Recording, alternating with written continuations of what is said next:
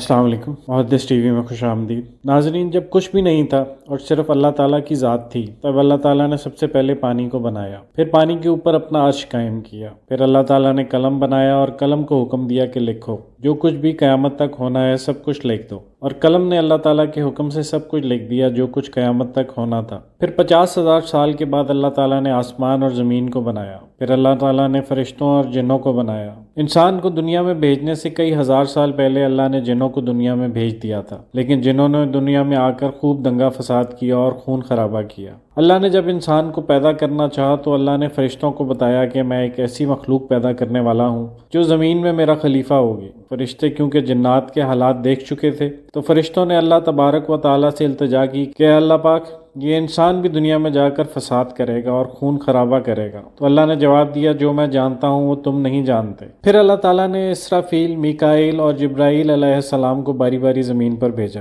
کہ جا کر زمین کے چاروں کونوں سے مٹی لے آؤ، میں نے انسان کو پیدا کرنا ہے۔ جب یہ فرشتے باری باری زمین پر مٹی لینے کے لیے آئے تو زمین نے ان فرشتوں کو اللہ کا واسطہ دیا کہ مجھ سے مٹی نہ لے جاؤ، جس سے ایسے انسان کو پیدا کیا جائے گا جو جہنم میں جلے گا۔ پھر اللہ نے آخر میں حضرت اسرائیل علیہ السلام کو بھیجا کہ تم جا کے مٹی لے کے آؤ۔ جب حضرت اسرائیل علیہ السلام مٹی لینے آئے تو زمین نے ان کو بھی رو کر فریاد کی اور اللہ کا واسطہ دیا کہ مجھ سے مٹی نہ لے کر جاؤ، لیکن انہوں نے ایک بھی نہ سنی اور زمین کے چاروں کونوں سے مٹی لے کر اللہ کے پاس حاضر ہوئے۔ اللہ نے پوچھا، جب مٹی نے تم سے رو کر فریاد کی یہاں تک کہ میرا واسطہ دیا تو تمہیں مٹی پر رحم نہیں آیا؟ تو انہوں نے کہا، یا اللہ، میرے لیے تیرے حکم سے بڑھ کر کچھ نہیں، اس لیے میں مٹی لے کر آ گیا۔ اللہ تعالیٰ نے فرمایا، اے اسرائیل، آج کے بعد انسان کو مارنے کی ذمہ داری میں تمہیں سونپ رہا ہوں۔ اللہ تعالیٰ نے حضرت آدم علیہ السلام کا پتلا بنایا اور 40 سال تک وہ پڑا رہا۔ اللہ تعالیٰ نے آدم علیہ السلام کے پتلے پر 39 سال تک غم کی بارش اور 1 سال تک خوشی اور راحت کی بارش برسائی۔ اس میں انسان کو 2 سبق دیے کہ دنیا میں غم بہت زیادہ اور خوشیاں بہت کم ہیں،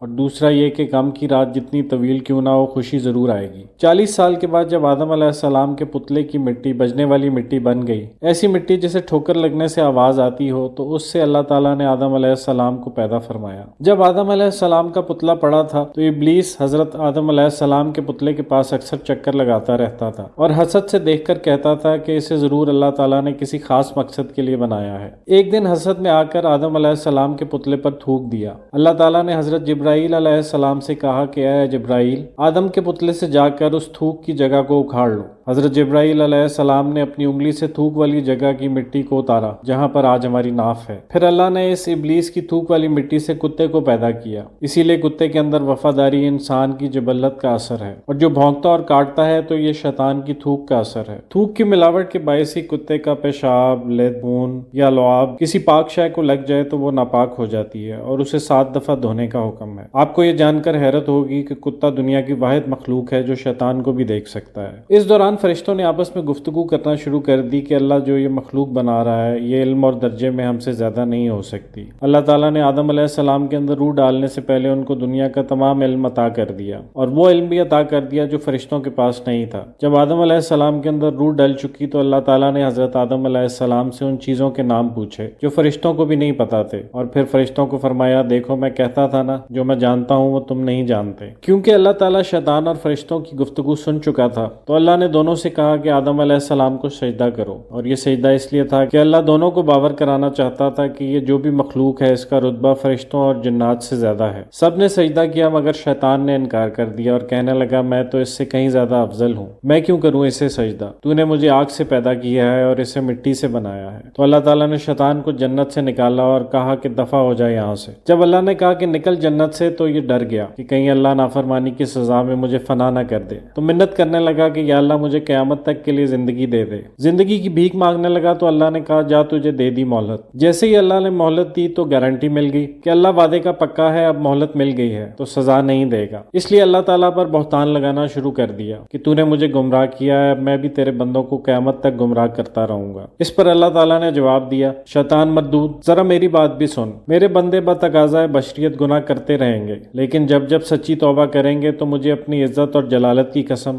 میں بھی ان کو معاف کرتا رہوں گا۔ وآخر دعوانا ان الحمد للہ رب العالمین۔